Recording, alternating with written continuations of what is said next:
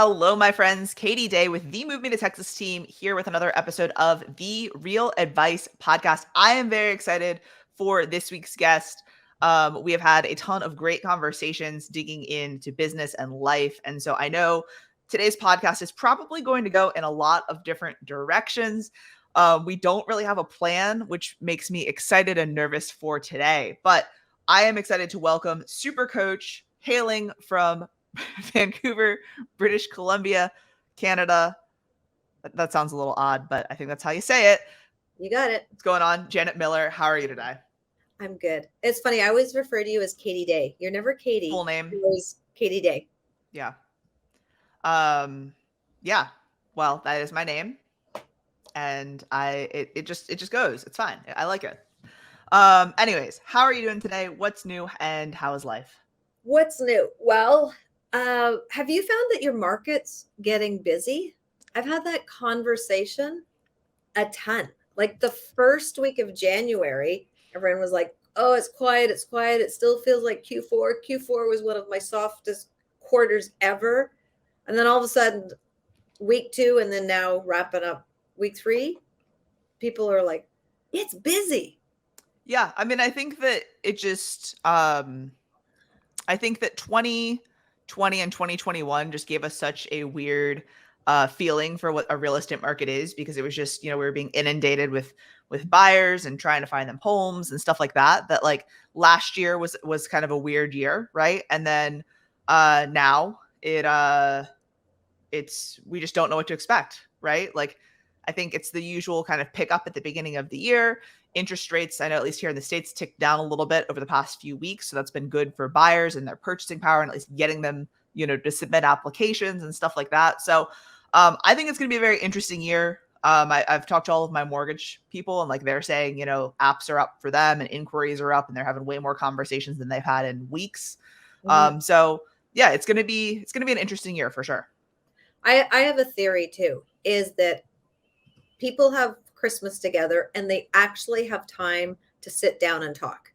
And one of the things that comes up in conversations, not only like New Year's resolutions and just kind of life in general. And they usually have the whole family over for Christmas, and the conversation usually comes up as, you know what, I think this is the last Christmas in this house. We're doing here. Yeah. It's not enough space. It's too many stairs, or it's an awesome space, but I don't think I want you as my roommate anymore.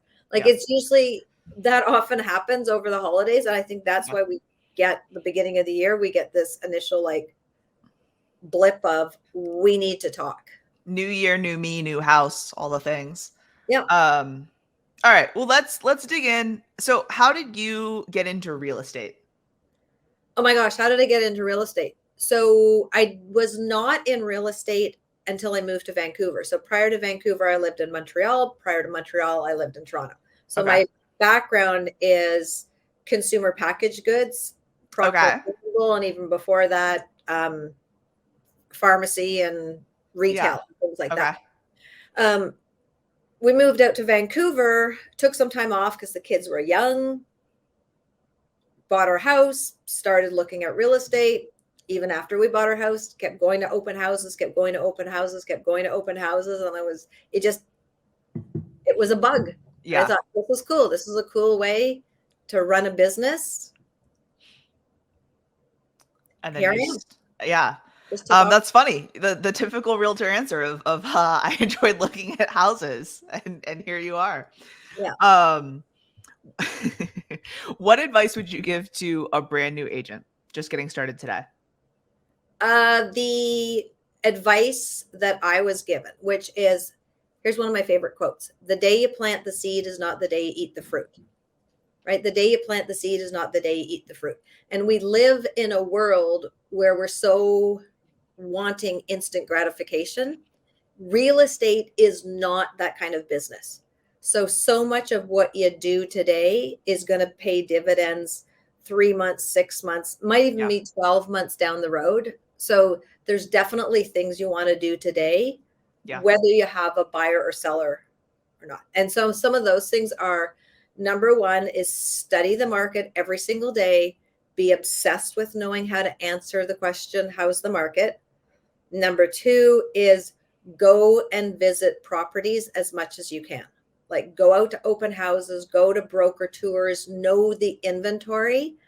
Because guess what? 3 or 6 months down the road, when you have a buyer or seller who's looking in that neighborhood, how intelligent do you sound when you can say, yeah, I saw the one Down the down the street. street Yeah. that sold 3 months ago, and this is what I know about that property compared to this property. Yeah. So study the market, study the products, and get obsessed with having appointments with people and letting them know what their house is worth. If you do that, if you focus on the relationships and the knowledge, the business will come. No, that's huge. And that's something that I've been hammering into our team lately, right? Because people, especially newer agents, get so down with like prospecting and calls and things like that. And I'm like, survey of the room. When have you ever had a buyer that you call or a client that you call and they're like, I'm pre-approved and I'm ready to buy today. Let's go out and look at homes. Or I'm thinking about selling my home and I've prepped everything and it's ready to go. I just need you to come over, sign the documents with me and put a sign in the yard, right? Like it's always a process. There's always different things that happen and everyone's on a different timeline. Yeah. So it's just like the instant gratification, I think, is something that everyone wants, but it just doesn't exist in this industry. So I coach, in addition to coaching team leaders, I coach a lot of teams. And one Yeah. of the first questions when I always coach a sales team is give me a thumbs up if you study the MLS every day, or no, that's a habit I still need to work on, or no, I haven't even thought of that. I just look at the MLS when I have a A buyer look client. Yeah. specific. And like 90% of the time, people go like this. And Yeah. it's not necessarily out of laziness, it's because they haven't had that aha moment that, oh, yeah, no, I need to study this. Like, this is my industry. I need to study this every single day. For sure. For sure. Um, what do you think the biggest mistake is of team leaders in starting their team? And I know there's hundreds of them, right? But like, what do you think is the one glaring one that you're like, God, this happens all the time? So, a lot of times, people become team leaders is because they're phenomenal salespeople. Mm-hmm. They're just like natural networkers, they're natural relationships people. And what happens is they end up having more business than they know what to do with. And as a result, they're like, oh, I need help. Come on my team, be a buyer's agent. But they haven't thought of it like a business. Yeah. So now they've got all these people that are willing to help them, but there's a couple of things missing. And the things that are missing are number one, an operations manual, because the new agents or the new admins want to know, like, how, like, okay, what do you want me to do? How do I do this? And they're like, oh, it's all in my head. Like, I don't have it documented. Yeah. Like, I see that all the time. They're just like so busy running around and they're just doing things by memory. And then they get to a point when they need help, but they don't have it documented. Yeah. And then that causes them to stall because they can't delegate the tasks. For sure. So that's number one, is they're not prepared with an operations manual. And then number two is they're not thinking like a leader, right? They're not thinking like a leader. They're not thinking about it as a business. Like, I have these people that I need to train and develop. Yeah. And so they've got all these people that like want to do deals, but you've got to have like your standards in place of what you need to do. What do you think? I mean, you're a team leader. No, I mean, I think that like those are huge. We were told by our coach that we should hire, an admin or some sort of assistant of some sort, right? Transaction coordinator, something on the ops side, right? And don't hire an agent. Get your shit straight before you start, hiring agents. And the first hire I made was an agent, because I thought I knew better, right? Like, and we didn't have it. And like, luckily, the agent stayed with us for 2 years and like worked with us, like as we built the plane as it was flying, right? Yeah. And she was great. Now she runs her own team, right? And now she's in coaching, and her business partner slash fiance is also in coaching, and like they're like doing it. But yeah, I mean, it could have gone, it should have gone a lot more poor than it did, right? But like, she was an awesome first agent, and we both learned a lot in working together. And it's funny now, five years later, like when she and I have conversations looking back on it, I'm like, God, that was such a shit show. She's like, it was, but like I learned a lot and so did you. So yeah. Yeah, it's amazing how many agents out there are doing a lot of business from a revenue side. Yeah. Behind the scenes, it's really not operationalized. For And sure. they're just winging it. I always like I do a lot of interviews with people coming into coaching, and you want to get paired with the right coach and everything. And so we're really interviewing each other. And one of the questions I ask is, hey, if I were to send you and your significant other or your family off to Hawaii for 3 months, and I'm going to move to your town and run your business for you, where would I find your operations manual? Like, can you give me access to Asana or Monday, or send me a Google Doc? Or do we have to get on Zoom every morning and you tell me what to do, and you have to have your cell phone with you at all times so I can ask you any questions? And most agents are like, oh yeah, it would not be a fun vacation. We would be on Zoom all the time. Well, and just so for what I know about your business, aren't the majority of your clients team leaders already? I've got a mixture of, like, a lot of them are team leaders, yeah. Yeah. But they didn't start as team leaders. Yeah. Okay. No, I'm just laughing. I'm like, all of these teams that are like, oh shit. Yeah, no, I don't have any of that. But yeah, no, I mean, I think that the SOPs and having things in a centralized location, like that's my biggest thing right now that I've been on, right? And like I've done like the most boring keynotes lately on SOPs and building SOPs and like building your team and stuff like that. Because it is so important and so many people don't have it, right? And like even if you're an individual agent just trying to hire an assistant or have a TC or just have some part-time help, like it's got to be out of your head and on paper, or you're going to drive yourself crazy. Well, and even if you're running it all on your own, you're going to do it at a faster pace, and you're going to be less likely to miss things if you've got it written down. Yeah, certainly.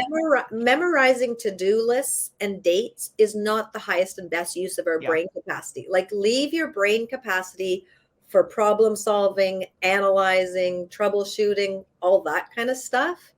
Leave the to-do lists and the reminders to a piece of technology, or at the very least a Google Doc, so you can refer to it. For sure. What would be, if someone had 0 SOPs, what would be the first one you would recommend them like putting an operations, an SOP, for those that don't know, as we keep using this acronym? Yeah. But like what would be something that you would say, hey, this is something that's like the must-have standard operating procedure done? Okay, so there's 2. One is the buyer process and the seller process. So just think about it. Okay, someone says they're thinking of selling. What's next? Right? So it's like, oh, I have to order these documents. I have to pull this title search, whatever it is, like a step-by-step of what you do for every milestone during the selling process and the buying process. And I call those like a when this, then that checklist. Yeah. Because it doesn't have a specific date. Everything is relative. Once they sign the documents, then we've got to do all these things. So that you absolutely need. That's one set. And then the other set is, I just call it DWMQA, which is daily, weekly, monthly, quarterly, annually. So every time you do something, literally ask yourself, like, am I doing this today and today only? Or am I going to do I need to do it again tomorrow, or every Monday, or once a month, or whatever it is? And you don't have to like sit down and build the whole manual at once, but just have somewhere, even if it's just your notes app. Eventually you can get it into Monday or Asana or ClickUp or something like that. But just write it down. And then it's amazing like how quickly you just build this list up. Yeah. Yeah, for sure. I mean, and one of the things that we always do, especially for our transaction processing for, both the buyer and seller side, is we take a look at it probably quarterly and reevaluate and make sure, like, hey, is this the right person that should be doing this? Is this the right order? Are we missing any steps? Because, as we go through transactions, and things happen, right? Because no two transactions are ever the same. It's like, oh, we need to add this to the thing so that this doesn't, we don't drop the ball on this, or we need to add this because it's come up on 3 transactions, and we should be doing that as a proactive instead of reactive thing. So once you have them, it's not a set it and forget it thing. You definitely need to reevaluate them on a regular cadence for sure. Absolutely. And it could be like maybe the real estate board or MLS changes their rules and you have to update it. Or I think this is what you were leaning towards, is like you do something and it didn't result in the best client experience. Yeah. You learn from it and you're like, okay, this is what we need to do. Like, this is how we need to pivot. This is how we can make it better. But it is crazy what you can learn about yourself and your business when you write stuff down. Oh, for sure. And refer back to it. Yeah. No, I mean, and it's like every single client's different, right? And when people ask questions, it's like then like that's normally when we start adding more things into, the action plan for a buyer or for a seller or for after we go under contract, but before closing, or, when you clear this specific contingency, like, so it's always a work in progress for sure. So I think that this year is going to be a lot different than previous years as far as real estate goes, right? 2023, I think is going to be difficult for some, right? But I think is going to be wildly successful for others. Yeah. I mean, I think with such high buyer demand for the month of January, I think everyone's kind of like, man, this may be a busier year, when before, at the end of last year, Q4, it was like, oh, we're going to be at least 25% down on transactions. So like, you're going to need to scrape to get all the business you can. But I think the one thing we can all agree on in my long-winded statement here is that like this year is definitely going to be more of a skills-based market than a frenzy of just like, the business comes to me. Right. What are your thoughts on that? Absolutely. I think this is a year. I love using the word gritty, right? This is the year that we've really got to be gritty. And the way I've been defining it is, when we get into a market like this, there's one of 3 outcomes that's going to happen to a real estate business. It's going to survive, like it's going to get by and it's going to survive, or it's going to take a complete nosedive because they're running the business the same way that they were the past 2 years, and that's not going to cut it in this kind of market, or it's going to thrive. And, there's a definite pattern to the agents who run a business where the business is going to thrive. Yeah. Right. And there's definite, to me, it's going to be similar to when COVID first hit. There was like a great divide.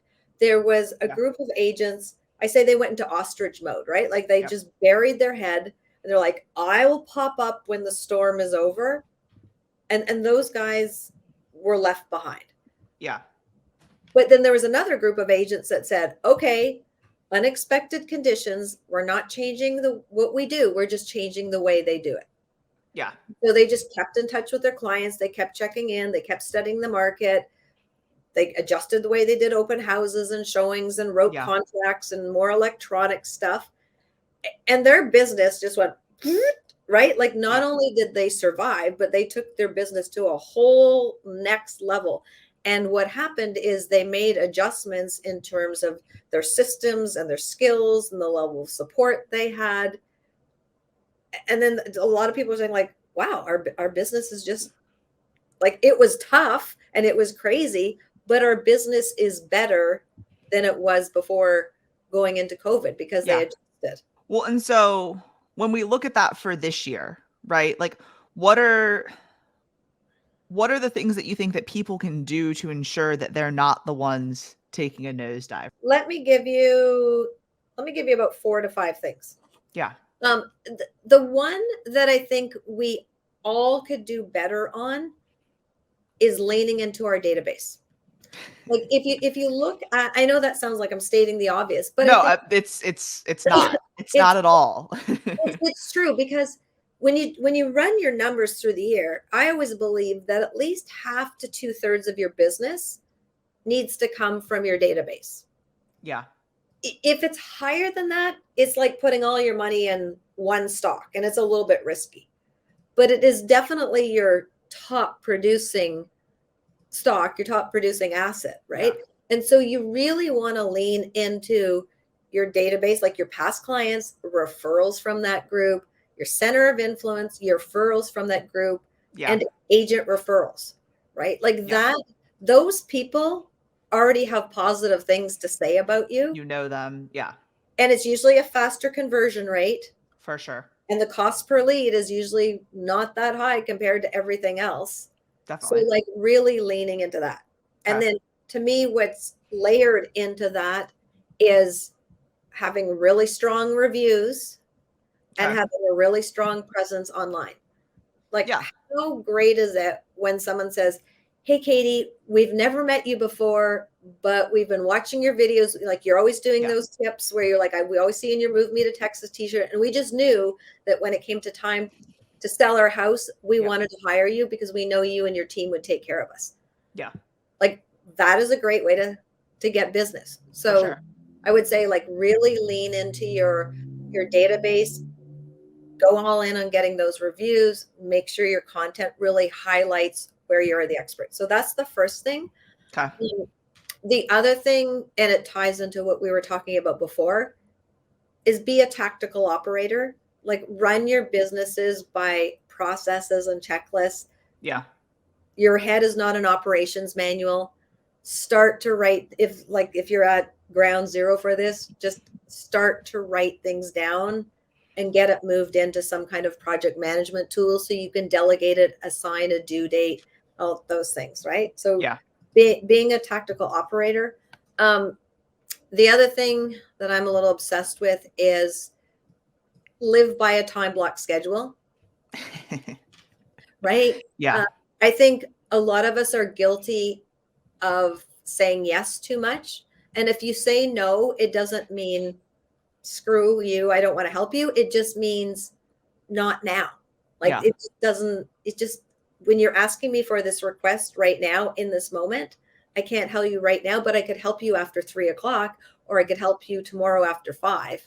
So be okay to say not now. Because I mean, I hear that all the time from agents. Oh, I really wanted to sit down and make my phone calls and send my text messages and reach out and follow up. But then this client asked me to go see a property. And so I dropped everything I was supposed to do on my schedule. And then I went and did showing and So really, really be disciplined about your time block schedule.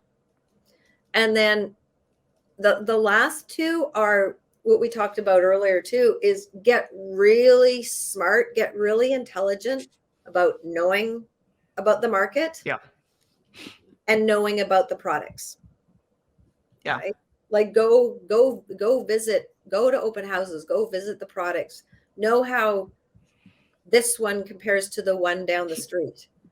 And if you just put your head down and just do the work, focus on relationships, know your product, know the market, you're going to be fine. I love this.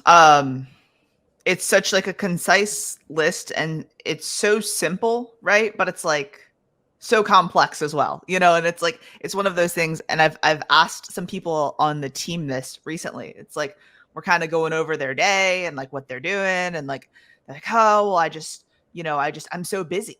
And I'm like, well, what are you doing with your time? Because like, all I want you to be doing is calling your database, previewing properties, prospecting, and like making market updates and studying the market. Like, what are you doing with your day if you're working from 10 a.m. to 7 p.m.? Because you're not selling houses, right? And like these things are going to push you closer to selling houses, you know? And I love that. Database, being a tactical operator, time blocking, market knowledge, and then product knowledge. I love it. And I'll throw one more in there. All right. Bonus tip. What's that? So I think if you asked an agent, and tell me if this is true for agents that you work with, if I said to them, okay, how many deals do you want to do this year? I think most of them could tell me a number. Of course. Right? Oh, I want to do 36 deals this year. Yeah. But if you really want to make it happen, you got to reverse engineer it and say, okay, I want to do 36 deals.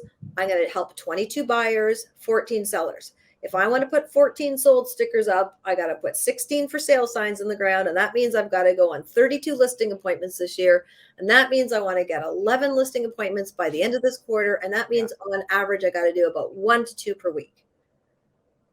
Right? Then you've got a plan. So then you know every week, okay, over the next 7 days, I got to get 1 to 2 listing appointments.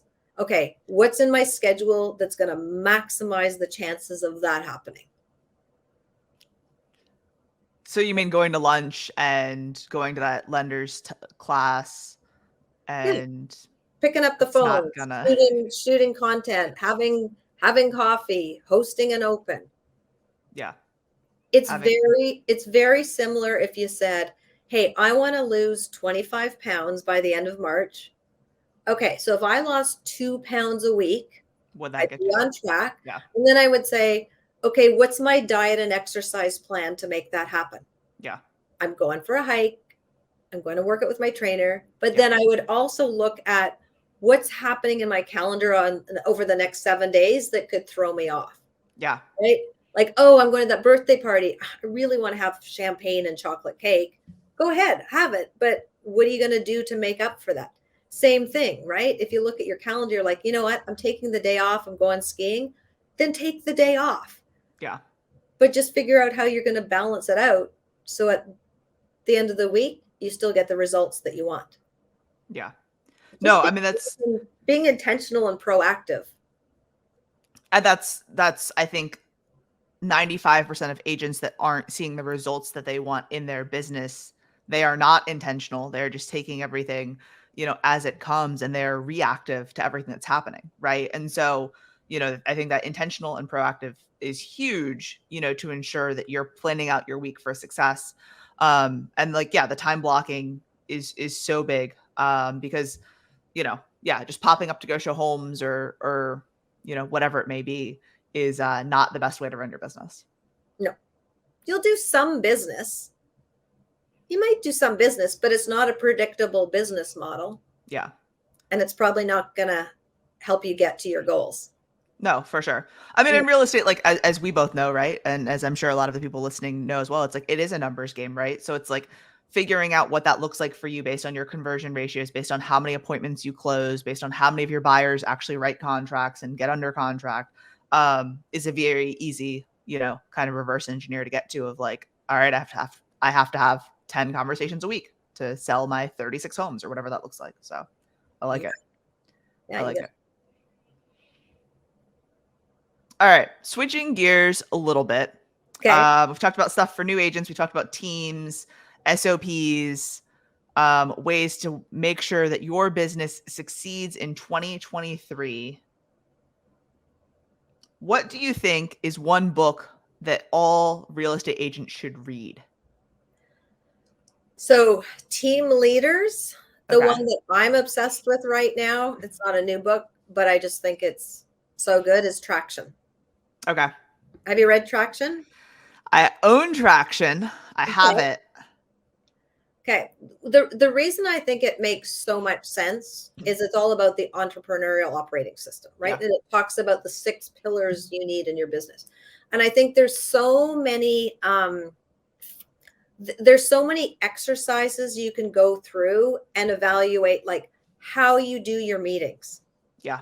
That's a key one, right? How you decide what tasks to keep and what tasks to delegate. How you decide who's the right person for your business. Crafting your vision, having your core values. Like, it just covers all aspects of business. It has nothing to do with real estate, but what it has to do with is running your business like a CEO. Yeah. Which is what everyone should be doing. Which is what everybody should be doing. I have it. I know I need to read it. I know that implementing the meetings and things and having someone to, actually get shit done for me is a thing. So it's on my list. It's a good one. It's on my list. No, it's that's probably one of my favorite ones. The other person I listen to a lot, and I listen to because I watch a lot. I've read a lot of his books, but I listen to a lot of his YouTube videos, is anything by Benjamin Hardy. Okay. Personality isn't permanent. Who, not how. Yeah. The gap versus the gain. Again, it's all about like nothing to do with real estate specifically, but all about sort of big picture thinking, getting your mindset right, learning how to delegate, all those things that we just need to have and do to run a successful business and have a balanced life. Well, and I think that's a lot of the downfall of agents, right? Is like not running it like a business. Like we hear that a lot, right? They have no plan, they have no whatever. So yeah, those kind of entrepreneurial books or more just business books, I think are super beneficial. Because it's not necessarily real estate specific, but it gives you a good framework, to mirror and to use in this industry. So yeah, I'm a fan. I Awesome. like it. Cool. All right. If it were your last meal on Earth, what would you eat? What would you be eating? Oh, well, if it was my last meal. See, now is not a good time to ask me because I'm doing like dry January and really healthy, but probably it would involve a really good glass of wine, Okay. involve a really good glass of wine, and probably a really good pasta, like a super fresh pasta with seafood in it. Okay. Nothing creamy, just very, very pure and fresh. All right. I like it. I like it a lot. Um, yeah, I like it. All right, Janet, I appreciate you and your time, and kind of going over such great framework for what agents can do to have a successful 2023, especially as this is going to be a lot different of a year than we've seen in the past couple of years. So really, very much appreciate that. If someone doesn't already follow you, where's the best place for them to connect with you? It's really easy. JanetMiller.coach is actually the domain name for my website, and it's actually how you connect with me on Instagram. That's the best place to get me. I love it. I always love when people have the same, username across all platforms, and yours is even your domain name too, which is even better. But anyways, thank you so much for your time today. Again, very much appreciated. And I've got my notes written down for our plan for 2023 to stay on it and to thrive, not nosedive. So Awesome. very much appreciated. It was fun. Thanks.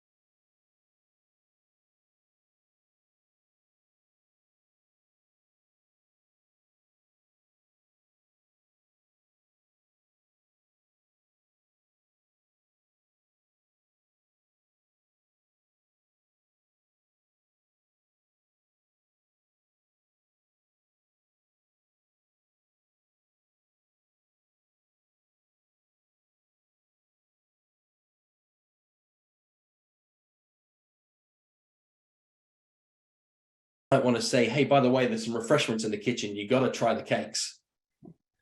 Send them back there as well. So I could spend 30 to 45, 60 seconds with this one person, send them on the treasure hunt, then get to the kitchen.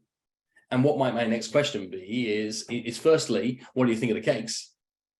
Then where have you traveled from? Set up again. And what I'm doing is I've got all of these things overlapping in play at the same time. And I'm looking to be able to now be a DJ mix master with all of my dance moves, right? Is how do we get all of these games playing at the same time? But it's not easy, but like that's why it needs pros. Right, right. All right, so Phil, let's switch gears. We were talking before we jumped in. I'd be curious for all of you.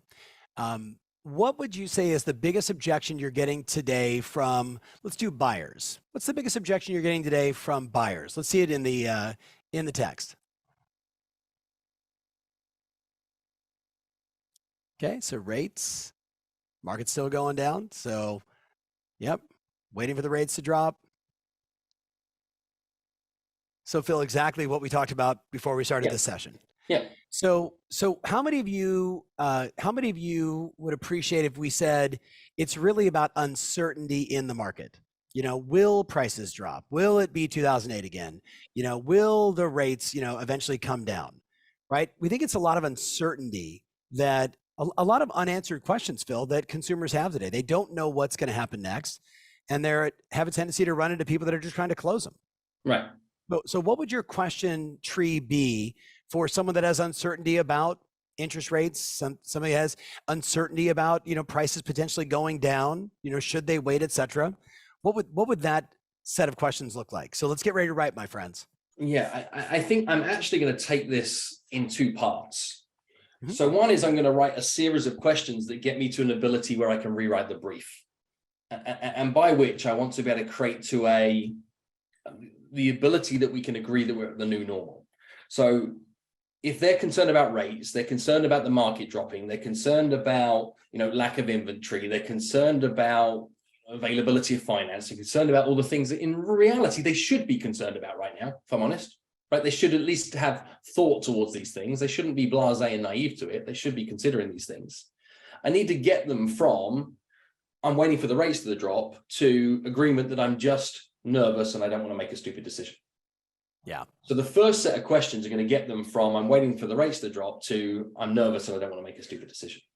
Once they've got to, I'm nervous and I don't want to make a stupid decision, I'm going to write another set of questions that help them find clarity on what their next best step should be, what the path forward from here would be. So if they say that I'm looking for the rates to drop, is I might want to try and get ahead of that. And what I might look to be able to use is something from the book for real estate agents, which is opening fact question, just to get ahead of this in the first instance, to give me permission to start building a question tree. Where I might say, look, I know that there is a lot of noise and confusion right now. That might be the fact that I use about what's really going on in the market. That's the fact. There's a lot of noise and confusion around about what's really going on in the market. How's that affecting you and your plans for what you're looking to be able to do? That gets them to be able to tell me a lot really quickly. And they're probably not waiting for the rates to drop. They're just saying that because they couldn't think of anything better to say. I actually want this bigger picture. Once they've shared the bigger picture, what it allows me to then be able to do is to summarize that and anchor back. So it sounds to me that you're still intrigued about moving in this time. You just don't want to make a decision that you go on to be able to regret. The second I can summarize all of their noise, so it sounds like you're still interested in moving right now. You just don't want to make a decision that you're going to later regret. And they go, bingo, that's it. Yep. Now all of a sudden you've won trust, because actually that's what they're fearful of. They are fearful of regret. That is the most important thing for you to realize right now in all of these scenarios. It simplifies down to, I'm fearful of regret. Unpack that. Fearful of regret. There's a lot of commentary around real estate transactions. Shoulda, woulda, couldas, and the I told you so moments. And it's one of the most complex decisions that we face as adults in the Western world, where we have a significant number of loved ones that are highly unqualified talking into it, that we owe some form of level of commentary back. And by which I think one of the biggest groups of those is our parents a lot of the time, is trying to advise on something they have no rhyme or reason to advise on because they haven't done a real estate transaction in 32 years. And all of this, you make a bold move and then you've got to sit at Thanksgiving and then have an I told you so moment. That's what you don't want. You don't want the I told you so moment, or you don't want to be landlocked and find yourself in negative equity and put yourself into a situation where you can't go on and remove. That's really, I think, what people are fearful of. The regret of either a social I told you so moment or a financial, physical feeling of upside down, where therefore I can't move if I need to move again, if this is only a short-term-ish move. Does that explain the fear of regret thing? Yeah, that's perfect. I think it also goes back to people want to be smart. Yes. People just want to be smart. So we have to make them the hero in this. So you started with, there's a lot of noise and confusion in the market. What have you heard? Right. Well, not even so much what have you heard is how does that relate to you and your plans? Yeah, better. Because what they now do is they're going to give themselves a little bit of a courageous, fine reputation to live up to. Mm-hmm. And they're going to say, I know it's confusion right now, but we're ready to be able to move in this market. They're more likely to actually give themselves a fine reputation to live up to than us ignoring that elephant in the room and then waiting for it to come. And my general belief is if you're fearful of an elephant appearing in a room, stick it in the room yourself. Yes. And that should just be a common trait in all of this form of negotiating. If you're scared somebody's going to say something, be the someone that says it. And now all of a sudden watch them tell you that I'm not as scared about that thing as I thought I would. And I've been watching the rates, and what I am worrying about though is if the rates drop down again significantly with any movement, then the prices are going to come up, etc. So I can then anchor this with a summary statement where it says, so it sounds like you're really serious about moving at this time. You just don't want to end up in a position you regret. They're going to say, yeah, sure, that's us. So you can now go broad again. Mm-hmm. And I'm going to use the past, present, future arc. I'm going to say, so the place you're living in right now, how long have you guys been living here? What was it that made you decide to pick this house? How's it performed for you over this last time? What have you enjoyed most about living here? What are some of the things it's challenged you with? And I'm going to build this whole picture out where I'm going to get to current situation. So what's the current situation and when did it stop working? I'm going to let them get to the point where they categorically move out of the house in this conversation. And I'm not going to talk to them about my game plan for selling their house until I've had them qualify themselves out of the house. I need them to move out in their mind palace up here and actually fall out of love with their home in this conversation. And then I'm going to bounce them in this future piece, and I'm going to write questions about, so where to next? And I'm going to get them excited about where it is they're looking to go. And I'm going to get them excited about all the reasons behind why they want to be able to be there. Mm-hmm. And I'm going to get them to physically pack the moving truck in their mind again. And I'm going to get them to be living in their new life. And then I'm going to ask them, how will it feel when you've achieved that? What I then might do is I might anchor this again with, so how important is it to you to make this happen? That might be my challenge question at the end. How important is this to you? They're going to say, this is really important. I'm on a scale of 1 to 10, with 10 being it's essential and 1 being it's nice to have. How important? They're going to say it's a 10. So I'm going to say, you're serious about doing this. And they're going to say, yeah, sure. And then what I might do is I might use a summary again. So let's understand the marketplace is complicated right now. Yet we are in a position where the buyer has more leverage than they have done at any point in the past. And that we're going to start to be able to summarize this in the favor of how to be able to win using their dance card. And they're going to say, that's us. And then I'm going to activate the next step. So the next step from here is we're going to put together an aggressive marketing plan that gets multiple people through the door, that puts you into a situation that you're going to get the maximum return on this based on this current market conditions. And that's going to put you in the strongest buying position you can get to start living your new life in the quickest period of time. Does that sound like a smart move to make? And they're going to say, yes, sure. Okay, Phil, I'm getting requests for expired listing. Okay. Expired listing. And firstly, I saw a piece of content from Jason. Before we do this, do you guys want expired listing? Because I saw 3 or 4 comments about it, starting with Angie McCormick. All right. We got expired. Yep. I think I'd even look at pre-expired listing. And I was going to reference a piece of content that Jason Pantana put out the other day that I thought was exceptional, that there are a lot of people that have been on the market for 60 days, 100 days, have already left their agent. Don't let it get to expired before you're approaching expired today. Is if somebody's been on the market more than 90 days, more than 60 days, etc., let's treat them like they're expired before they expire. So when they expire, they're only thinking about you. So I'd be there for starters. I still need to have a specific broad ask of them.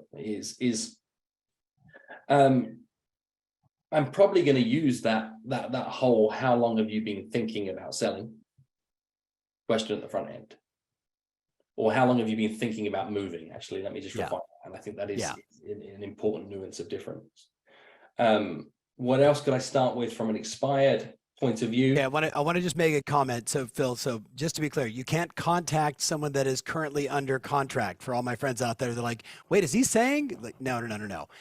Go back and look at Jason's content. He's saying, I'm creating content. See, people are like, code of ethics. No. Disregard that, guys. Jason's content was like being on the radar for people that are currently listed and having them say, oh, I want that instead. Correct. And I Right? think also what I'm saying about is there is colloquial conversations that are going to be happening over these holiday Yes. seasons. This isn't directly prospecting somebody who is listed with somebody else. This is how you commentate on the market, both in your content and in your networking conversations, that I think are ridiculously important about trying to get ahead of this. This isn't door knocking and saying, I know that you've got a for sale sign out the door now. We can do Yes. Yeah. Do not do that. No, Common sense. Okay. So Phil, so let's role play. So my home was on the market. It didn't sell. I didn't get the activity I wanted. My agent asked me to reduce the price a couple times. I'm just doing a real scenario. So I'm going to zip it up, but I'm going to say, so how long have you been thinking about moving? Well, the funny thing is we actually didn't really want to sell, but we made the decision to move to Dallas. So we put the home on the market, and I felt like we were just kind of testing the waters. Okay. And are you committed to moving to Dallas or thinking of moving to Dallas? No, we've moved. We packed up and moved already. We're in Dallas now. Okay. And what's happening with the house out in OC? Currently, it's sitting vacant. Okay. And help me understand this. How much is it costing you to sit vacant?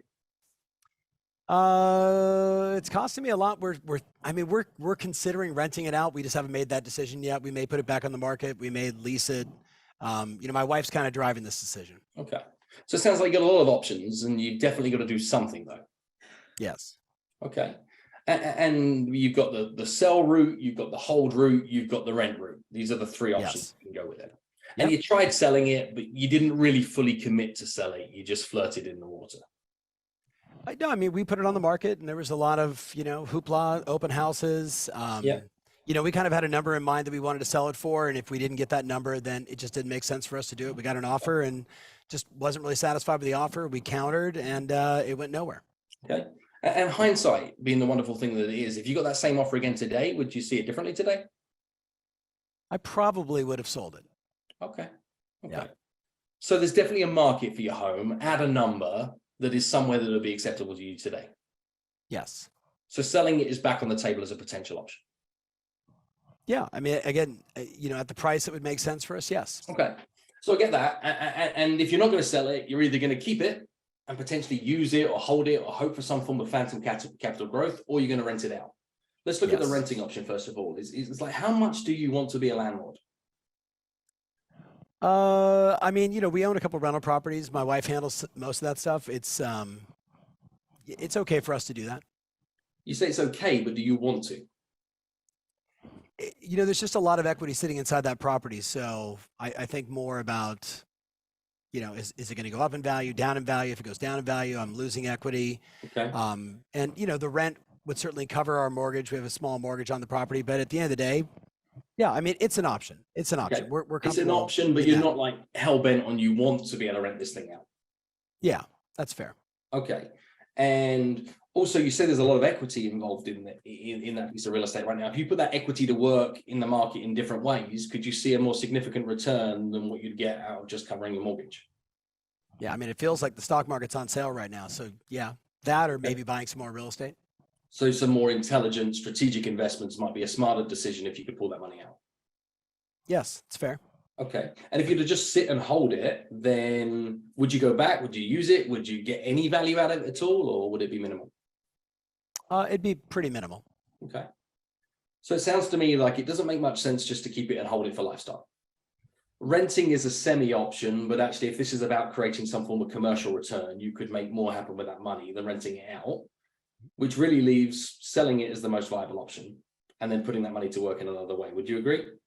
Yep. So for everybody listening right now, I had a feeling you were going to go this route. What I love is most people just go right for the kill, right for the listing appointment, instead of exploring what are all the different options, right? Renting it, holding it, right?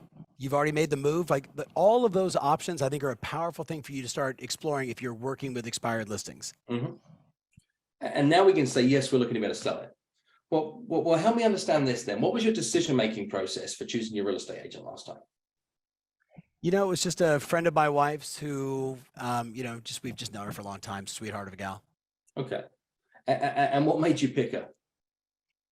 Well, she was the only person we met with. She came in and, presented what we thought was a really great plan. And she's just as I mentioned, she's kind of a longtime family friend, just a great gal.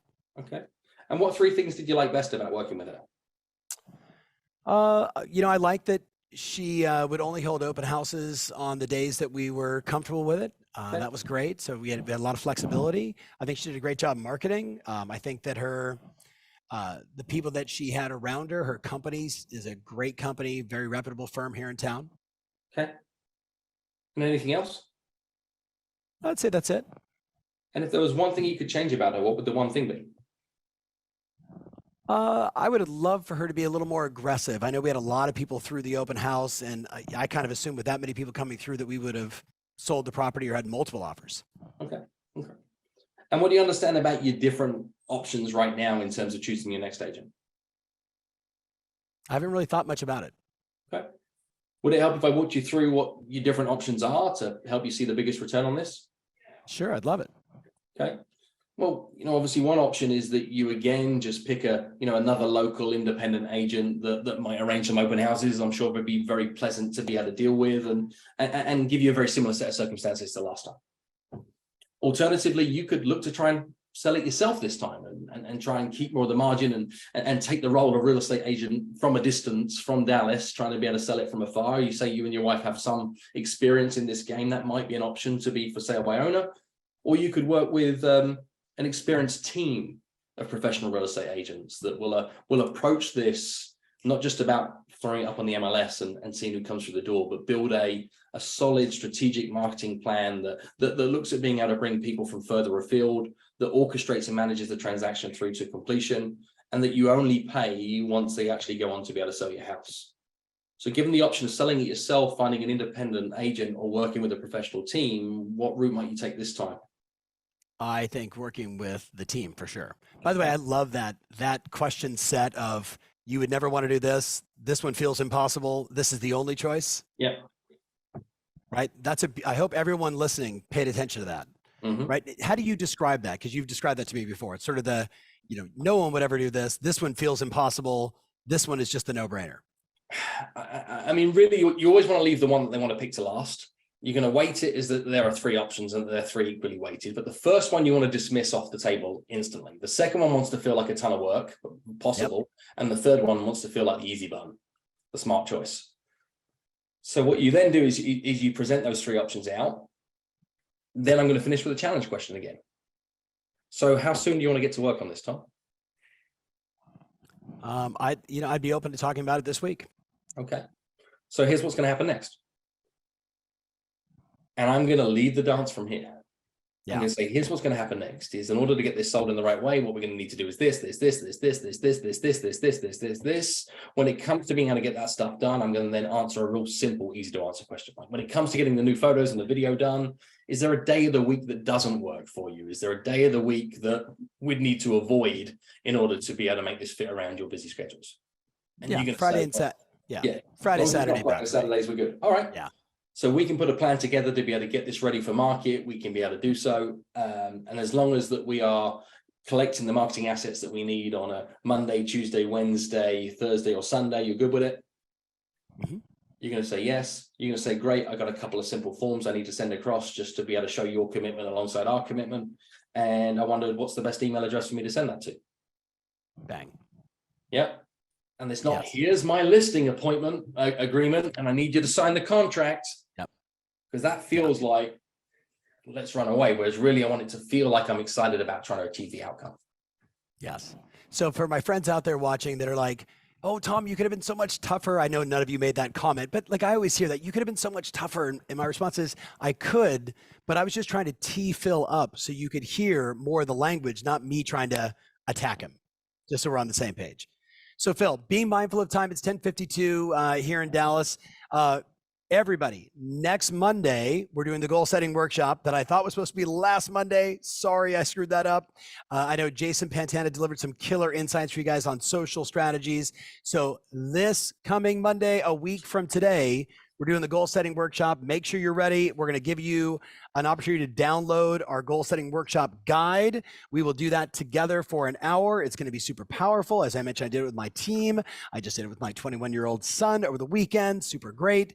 So Phil, as we wrap up, what advice would you give them, similar to what we gave the last group around the question tree and taking the time for them to do more of this themselves. So they're not just, again, reading the transcripts, which are powerful, but actually learning it themselves. Be playful. Like, you have permission to be able to play on this. And if you're building this as a dance choreography, then it might take you 30 to 40 questions to be able to achieve the outcome that you're looking for first. And then you can get refinement in it, where you can bring it down to 6 or 7, where you bring efficiencies into it. But be playful with it. Be playful with it when you're networking. Be playful with it in conversations around decision making of where should we go for dinner this weekend. Be playful around it when you are looking, like take every moment in your life where somebody's looking to make a decision, and see if you can help them decide, as opposed to decide for them or ask them to make the decision themselves. See if you can actively look to help people decide on their route forward more often. I want to give another very quick thing that's based on some comments here as well. Yes. People are asking about, like, what about the pricing conversation? What if you have no team? What if, like, I don't meet that criteria you just mentioned a second? Let's take that. Well, the way I see it is you have 3 options. We can stack 3 options depending upon whatever card you're dealt. The way I see it is you have 3 options. Is what you could look to be able to do is you could look to be able to sell this yourself. Whoop. Alternatively, you could go with one of those sort of mega teams where you're going to be dealing with a watered down set of individuals. You're not necessarily going to get the personal attention. You're not necessarily going to have one point guard of contact that's going to be able to help you navigate this. And really, you're just going to be another piece of real estate up on the office wall. Or you can work with a local independent agent that's committed to only work with one homeowner at a time, with a full commitment towards the fact that actually going to utilize all of my local network to be able to leverage every local agent and give you all of my sweat equity to be able to get this done. So you can always say, right, there are 3 options and you can stack it. You can use the same formula for pricing. But the way I see it is you have 3 options. Is what you can do is you could price it like for the moon and back, cross your fingers and hope that there is one lunatic in this world that is prepared to be able to pay that price. I mean, that's a possible option. And there is always one individual somewhere at some point in time that will love your house more than you do and will be prepared to pay a premium for it. Alternatively, what we could do is we could price it in line with where the market was 6 months ago and hope that a turn in market puts us into a position that in the next 180 days that we find 1 or 2 people looking to buy it. Or we could price it fit for market conditions right now, get multiple people through the door, and perhaps look to find 2, 3, 4 people prepared to make offers, knowing that that's the best way for us to be able to get you your house sold within the timeline. Out of those 3 options, what type of pricing strategy would you like us to deploy for you? I love it. I love it. I actually teach a very similar version of that. And of course, I'm going to pick number 3 because it makes the most sense. But some people will say, Phil, needle in the haystack, find me that one crazy buyer. I just need that one crazy buyer. What would you say then? I'd say absolutely we can do that. But you realize that's a highly improbable set of circumstances. So if we're going to do that, we're going to do it under one of 2 conditions. Condition number 1 is that you're going to pay me a fee for service in order to be able to bring your property to market at that price, and then a commission overrider that should we go on to be able to buy it. And we're going to spread that risk of being able to speculate on this high price together, knowing that really is Vegas rules apply. But I'm asking you to put some of your money in the ring as well as me putting some of my effort on the table too.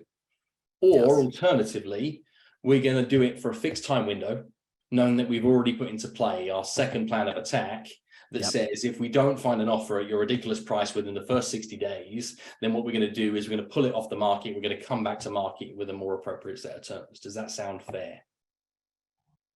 Yep.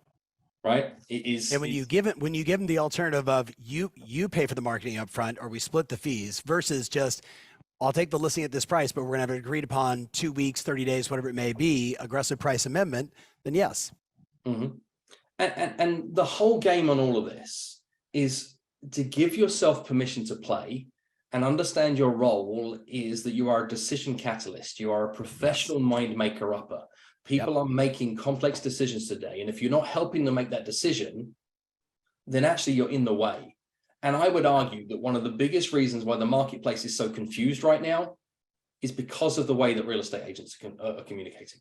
And I'm not saying it's the real estate agents that are on this call, but the industry as a whole is creating more of the confusion.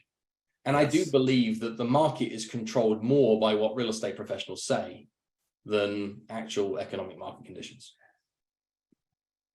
Well said. That's a mic drop moment. Okay, before we wrap, I want to see in the comments from all of you right now, what is your goal for the number of appointments you're going to book this week? What is your goal for the number of appointments you're going to book this week? I love anytime I see double digits. I see a lot of 3s. I see a lot of 5s. I saw a 12. How many appointments are you going to book this week? I was listening this morning, Phil, while I was working out, to an old school Jim Rohn, the 3 most important rules of sales. And number 1 was you have to talk to a lot of people. You got to talk to a lot of people. I'm like, yes, Jim Rohn. Yes, we have to talk to a lot of people. All right. So my friends, I see you out there. I see all the numbers. I love it. Juanita in the house with 10. Outstanding. So John Ray said, talk to 30 people already. Phil, thank you always for your time. There was so much for people to unpack here. I know you're all go to the transcription.